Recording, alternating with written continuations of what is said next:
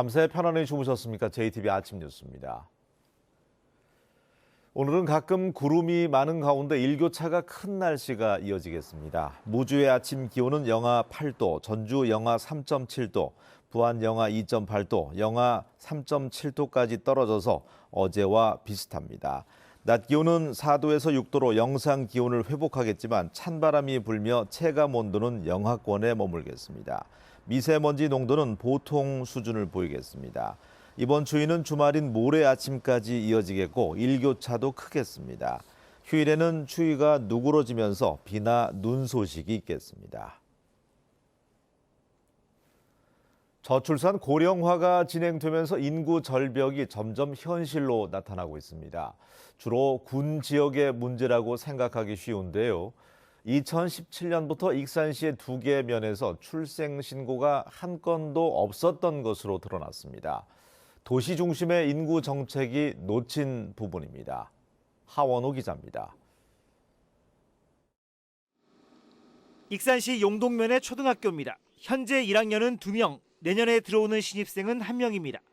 용동면에는 어린이집이 아예 없습니다. 2017년 용동면에서는 출생 신고가 한 건도 없었습니다. 다 노인네들만 사는 게 젊은 사람이 이렇게 아기를 낳지. 다 객집이 나간 게. 익산시 웅포면 수제지입니다. 면사무소 주변인데도 빈집과 빈 상가를 쉽게 찾아볼 수 있습니다. 웅포면에서는 2018년 출생 신고가 한 건도 기록되지 않았습니다. 그럼 이 미용실은 언제부터 좀 저렇게 비어 있어요? 이게 지금 이게 또 한 5, 6년 됐을 거예요, 빈재가. 익산시 용동면 인구는 2015년 1,774명에서 지난해 1,618명으로 감소했습니다. 익산시 웅포면의 인구도 1,807명에서 1,632명으로 줄었습니다. 두 곳 모두 아이를 키울 수 있는 여건도 안 돼 있고 청년들이 살 수 있는 소득 기반도 부족합니다. 내 농장 없이 노동만 해갖고는 자녀 교육을 시킬 수 있는 비전이 없잖아. 앞으로 보이들 않잖아요. 웅포면과 용동면은 익산시 전체 읍면동 가운데 인구가 가장 적은 농촌 지역입니다. 출산장려금 위주의 인구 대책은 주로 도시의 부부들을 겨냥한 것으로 농촌에는 약발이 먹히지 않은 것입니다.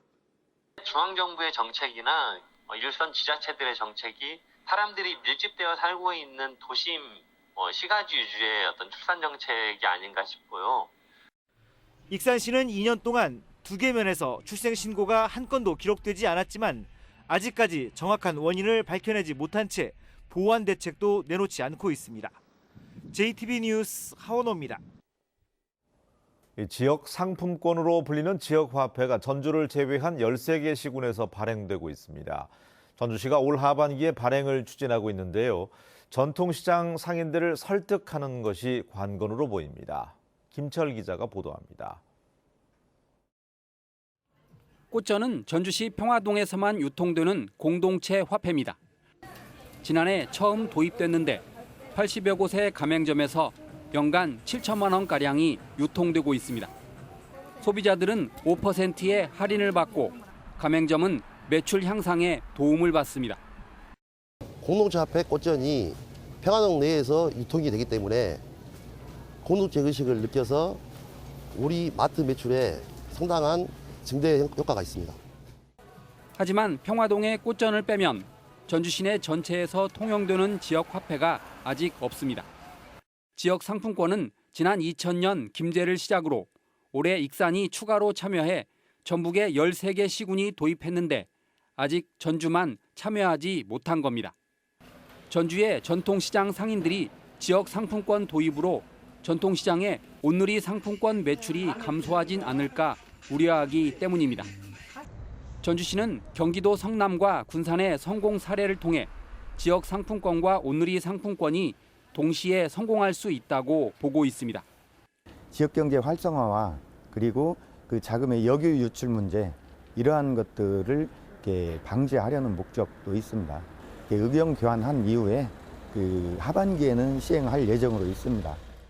전주시가 전통시장 설득에 성공하면 올 하반기 전북에서 유통될 지역 상품권의 전체 규모는 5천억 원가량으로 늘어납니다. JTBC 뉴스 김철우입니다. 가출 청소년들을 보호하는 시설인 청소년 쉼터가 전북에 5곳이 있습니다. 그런데 정원이 40여 명밖에 되지 않고 단순 보호 기능에 그치고 있습니다. 가출 청소년의 특성을 반영해서 다양한 형태의 쉼터를 늘려야 한다는 지적이 나오고 있습니다. 나금동 기자가 취재했습니다. 가출한 여성 청소년들을 보호하고 있는 전주의 한 쉼터. 10명의 청소년들이 최대 9개월까지 안전하게 머물며 숙식을 해결할 수 있습니다.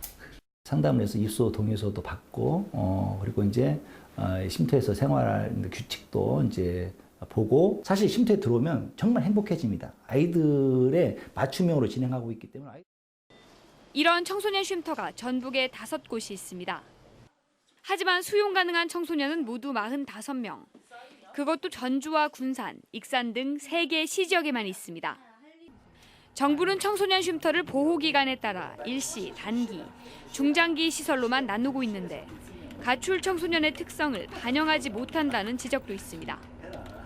부모님이 이제 사이가 좋지 않거나 그래서 자신을 위치 추적을 할까봐 핸드폰을 꺼버리거나 뭐 유심칩을 빼버리거나 쉼터에 입소했을 때 이제 부모님께 연락을 간다고 하면 당연히 거기서부터 장벽이 쉼터 안에서의 규칙이 있는데요.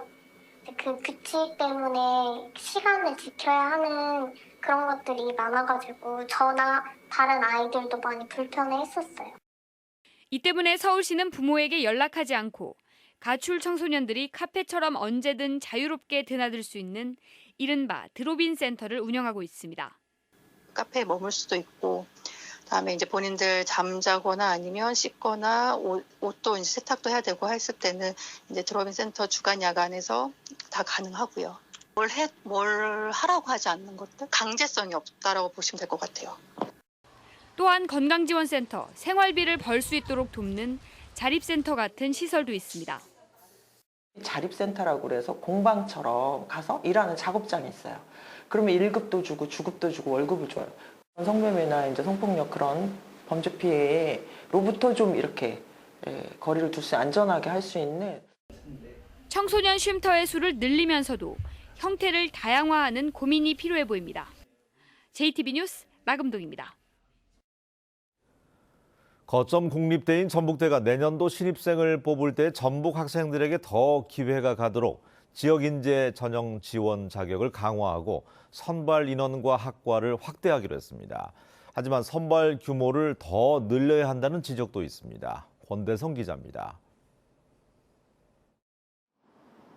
전북대가 2021학년도 지역인재 전형에 지원할 수 있는 자격을 바꿨습니다. 전북에 있는 고등학교를 입학해 졸업 때까지 다닌 동시에 이 기간에 부모 가운데 한 명은 학생과 전북에 살았어야 한다는 조건을 추가했습니다. 타 시도에 살면서 고등학교만 다닌 학생 대신 전북에 사는 학생들에게 더 많은 기회를 주겠다는 겁니다. 거주지 요건을 추가한 부분은 전북 지역 소재 학생들에게 좀 더 지역인재 지원에 대한 기회를 주기 위함입니다. 지역인재 선발 규모도 확대합니다. 선발 인원을 128명에서 262명으로 2배 넘게 늘립니다. 지역인재를 뽑는 과를 의예과 등 4개에서 29개로 확대합니다. 하지만 선호도가 높은 공대는 이번에도 지역인재 전형을 도입하지 않아 아쉽다는 반응이 나옵니다. 일자리 창출이 그래도 용이한 공대를 선호하는 것은 뭐 두말할 것도 없죠. 많은 인재들이 이제 지역이 안주하지 못하고 외부로 여기에 위출되는 경우가 상당히 많은데 그런 측면에서 볼 때는 공대를 전북대가 지역인재 전형에서 제외를 한 것은 지역인재 전형 선발 비율이 한 자릿수에 머물러 선발 인원을 더 늘려야 한다는 지적도 있습니다. 입학 전형 대비 지역인재 전형 선발 규모가 전북대는 경북대와 함께 6.3%로 전국 9개 거점 국립대 가운데 2번째로 났습니다. JTB 뉴스 권대성입니다. 설 명절이 다가오면서 제수용과 선물용으로 인기 있는 농산물 가공품의 주문이 크게 늘어나고 있습니다. 농가 소득이 증대되는 것은 물론 농촌 경제 활성화에도 도움이 되고 있습니다. 송창용 기자입니다. 가루로 만든 찹쌀을 잘 찧어 꺼내자 하얀 김이 모락모락 피어오릅니다.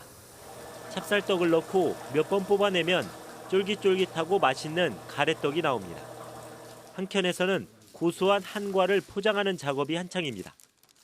설이 다가오면서 가래떡과 한과 모두 주문량이 2배 이상 늘었습니다. 떡이랑 한과류를 제일 많이 생산하고 있는 시기예요. 그래서 저희가 직원 일손도 부족해서 지금 동네 어르신들 일손까지 같이 보태서 생산을 하고 있습니다. 건강기능식품도 설 선물로 인기입니다. 엉겅퀴를 원료로 기능성 식품을 생산하는 이곳도 늘어난 주문량을 맞추느라 눈코 뜰 새 없이 바쁩니다. 지금 명절을 맞이해서 그런지 몰라도 굉장히 많은 분들이 지금 찾아주고 계세요. 그래가지고 아주 기분이 좋은 상태입니다. 농산물을 직접 판매하는 것보다 이렇게 가공해서 판매하는 게 농가 소득에 많은 도움이 되기 때문에 앞으로도 지속해서 농산물 가공 센터를 지원하고 또 교육과 기타 마케팅 교육을 계속 확대해 나갈 계획입니다. 민족의 대명절 설을 앞두고 전통식품과 기능성 식품에 대한 수요가 크게 늘면서 농가 소득 증대는 물론 농촌경제 활성화에 큰 도움이 되고 있습니다. JTB 뉴스 손창룡입니다.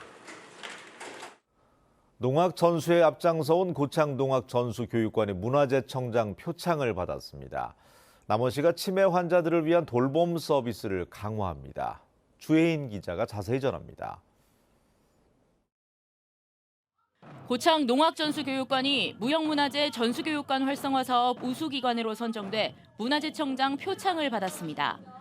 체계적인 상설 교육 프로그램으로 많은 풍물 동호회원들이 전통 농악을 접할 수 있는 자리를 제공해 농악 활성화에 기여한 점을 높이 평가했습니다. 올해도 많은 이들이 찾고 즐기고 배우고 놀 수 있는 고창농악 전수교육관을 만들어 나가겠습니다. 남원시가 시니어 클럽과 협력해 치매 환자를 대상으로 친구 되어주기 사업을 시작했습니다. 시니어 클럽 회원들은 일주일에 2~3차례 치매 환자를 방문해 안부를 확인하고 말벗도 되어주는 등 돌봄 나눔을 하게 됩니다.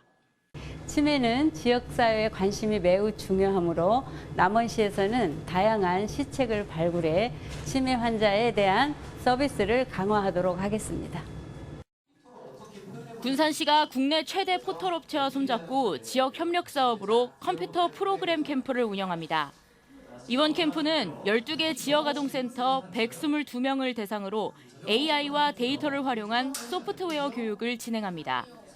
JTB 뉴스 주혜인입니다.